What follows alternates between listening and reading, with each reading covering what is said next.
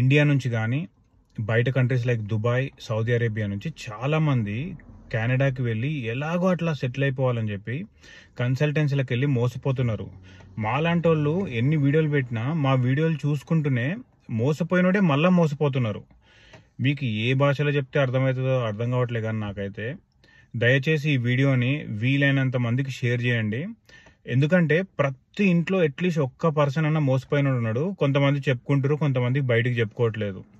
ఇక్కడ ఏమవుతుందంటే ఫస్ట్ మీరు కన్సల్టెన్సీకి వెళ్ళినప్పుడు వాడు ఒక ఫేక్ జాబ్ ఆఫర్ లెటర్ మీకు క్రియేట్ చేసి పెడతాడు. తర్వాత మీకు ఆల్రెడీ జాబ్ ఉంది, లైక్ కెనడాలో for example fruit picking job ఉంది, లేదంటే డ్రైవర్ జాబ్ ఉంది అంటారు. అసలు ఫ్రూట్ పికింగ్కి డ్రైవర్కి ఇండియా నుంచి ఎందుకు హైర్ చేసుకోవాలి? ఇక్కడే చాలా మంది ఉన్నారు కదా పని చేసేటోళ్ళు. ప్లస్ మీకు 50,000కి, లక్షకి జాబ్ ఇస్తున్నాడంటే ఇండియాలో సగం పాపులేషన్ కెనడాకి వచ్చేస్తుంది. అది ఆ మాత్రం కామన్ సెన్స్ లేకపోతే రేపు నువ్వు కెనడాకి వచ్చినా అసలు ఏం సెటిల్ అవుతావు ఇక్కడ? ఈ కొత్తగా ఇప్పుడు మాలాంటి వాళ్ళు ఇట్లా వీడియో చేస్తారని కొత్తగా ఇప్పుడు కన్సల్టెన్సీలు ఏం స్టార్ట్ చేశారంటే, మీరు విజిటింగ్ వీసాకి అప్లై చేసుకోండి, విజిటింగ్ వీసా మీద అక్కడికి వెళ్ళిన తర్వాత జాబ్ ఎత్తుకోవచ్చు అని చెప్పేసి వాడు మీ దగ్గర ఒక 50,000 తీసుకుంటాడు. అది విజిటింగ్ వీసా వచ్చేది లేదు, సచ్చేది లేదు. ఎందుకంటే 1% ఛాన్స్ కూడా లేదు మీకు విజిటింగ్ వీసా వచ్చే ఛాన్సెస్. ఎందుకంటే కెనడా, అమెరికా, ఆస్ట్రేలియా ఇవన్నీ స్ట్రిక్ట్ కంట్రీస్ ఇమిగ్రేషన్ పరంగా.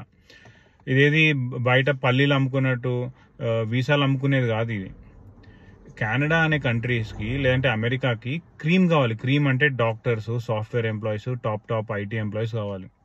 ఇప్పుడు ఐటీ ఎంప్లాయీస్ పరిస్థితి కూడా చాలా దారుణంగా ఉంది. ఇండియా నుంచి పిఆర్స్ రావట్లేదు.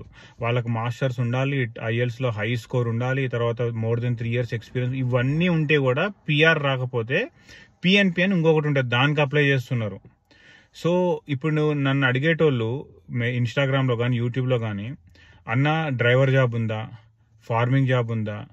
అసలు మీరు ఎటువంటి రీసెర్చ్ చేయకుండా వాడెవడో కన్సల్టెన్సీ డ్రైవింగ్ జాబ్ ఉందంటే మీరు పోయి 50,000 ఎందుకు కడుతురు, 1,00,000 ఎందుకు కడుతురు? నాకు ఇంకా అర్థం కావట్లేదు.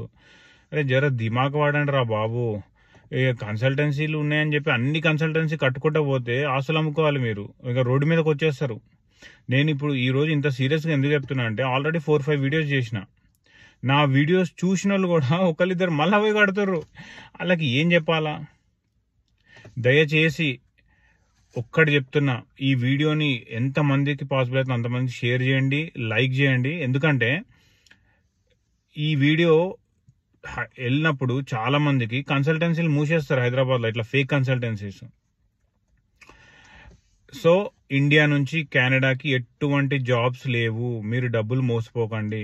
నా మరిన్ని వీడియోస్ కోసం please like, share and subscribe.